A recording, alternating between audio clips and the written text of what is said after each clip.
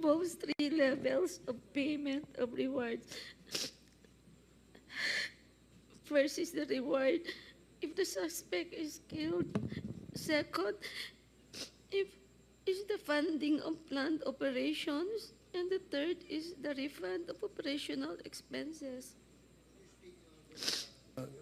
Colonel Garma, can you speak louder?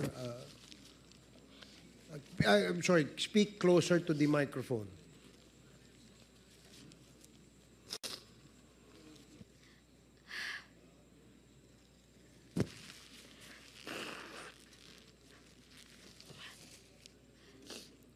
Initially, I informed the President that I was unaware of any individual with those qualifications, as I had not been assigned outside of Davao City or had served in the national capacity within the PNP. However, I recalled my upperclassman Edilberto Leonardo, who was heading the Criminal Investigation Detection Group and was also a member of the Iglesia ni Cristo. I mentioned his name to the President.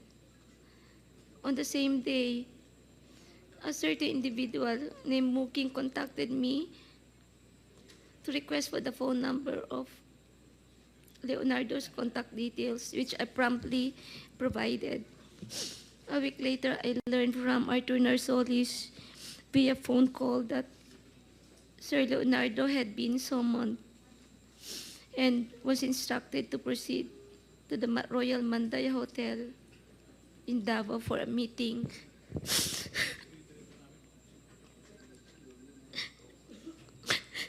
Leonardo informed me later that he stayed at the hotel for almost 3 days, during which the President directed him to organize, according to Sir Leonardo, a task force which he understood as PAOK-TF.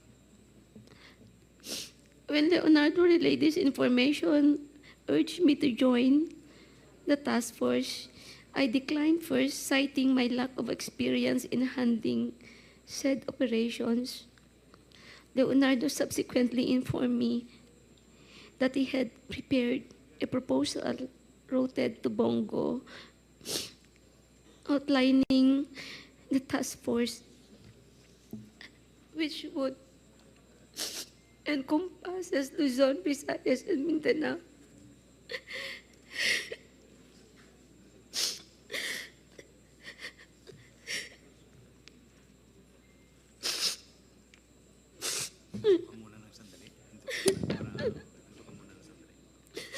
I am afraid of my life, Mr. Chair, and the life of my relatives and my friends and classmates.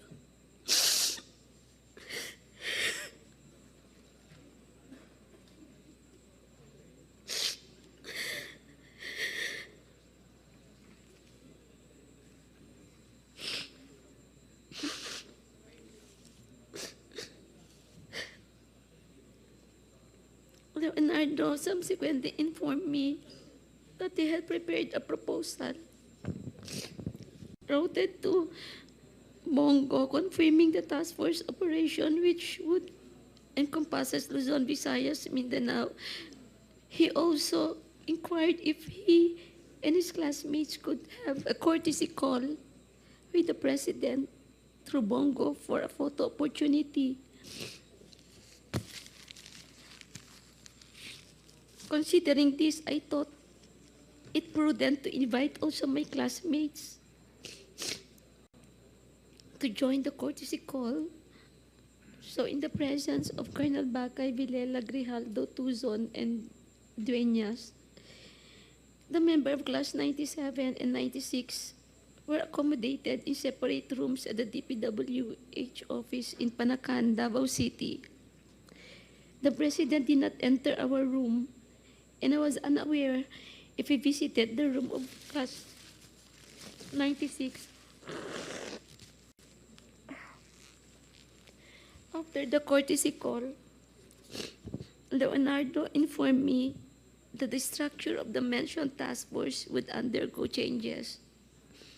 In June of 2016, Leonardo has transferred from Manila to assume the position of the Chief of the CIDG Region 11. During the initial 3 months of the assignment, I facilitated all meetings between Leonardo and Bongo at Leonardo's request. Subsequently, they established direct communication.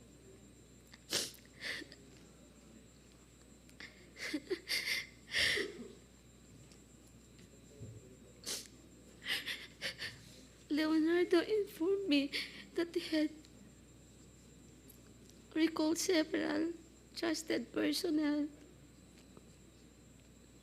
namely Lester, Romel Bactat, Rodel Serbo, Palma, Peter Parungo to serve as operative for the task force.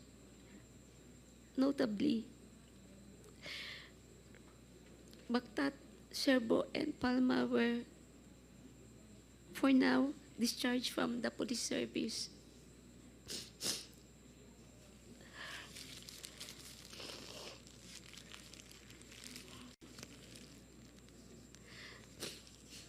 Romel Bactat, Serbo, Palma were all former police officers stationed at the CIDG 11 office. They were discharged from the service on or about a year ago due to an operation that led to the killing of one individual. Lester Berganyo is a provide citizen, while Peter Parungo was a former detainee of CIDG due to a charge of rape that has been cleared. Romel Bactat, Serbo, Palma, and Parunga were charged with the task of collecting and verifying informations provided by police officers in the field concerning arrests, deaths of individuals named in the list of drug personalities, and creating summary reports. All of these reports would then be encoded and compiled by Lester Berganyo. The compilation is thereafter elevated to Sir Leonardo, who will decide what level the arrest or killing was and its corresponding reward. Rewards were only given for killings, while for arrests only for the funding of Copland and refund for operational expenses was given. I saw how these individuals operated when I would visit my friend in CIDG 11. He conveyed that the task force would be structured differently and that he submitted a document to Bongo detailing the task force operation, including an overview of the current drug landscape in the Philippines. I was informed that the drug structure originated from Bucor, where numerous drug lords are currently incarcerated, and that it has 3 branches, Luzon, Visayas, and Mindanao, with Peter Lim involved in the Visayas region. Once the task force became operational, I later learned that all Copland's funds, refunds for operational expenses, and rewards for agents were processed through the account of Peter Parungo. Currently, Lester Berganyo maintained a comprehensive list of the drug personalities of the Philippines. Leonardo conducted briefings for all PIDEA, IG regional directors, and PNP chiefs regarding the drug situation. Additionally, if any individual died during police operations, Leonardo will report the incidents to Bongo for inclusion in the weekly report and request for refunds of operational expenses. Leonardo had final authority to determine who would be included in the list of drug personalities and to classify their threat level, as well as the discretion to remove individuals from the list. Furthermore, in 2016, while I was at the CIDG office following up the appointments of my personnel, I overheard Padilla discussing drug activities at the Davao Penal Colony with Leonardo. Padilla specifically identified certain Bucor officers involved in drug trade, notably mentioning an officer named Ginto, who was subsequently killed along with other Bucor members. These are the critical facts I personally know regarding the drug war of the previous administration. I am prepared to provide additional details and information in a supplemental affidavit or during an executive session at the discretion of the committee. I affirm the truthfulness and accuracy of the above statements to assist in the investigation by the Joint Committee, Your Honors. Mr. Chairman,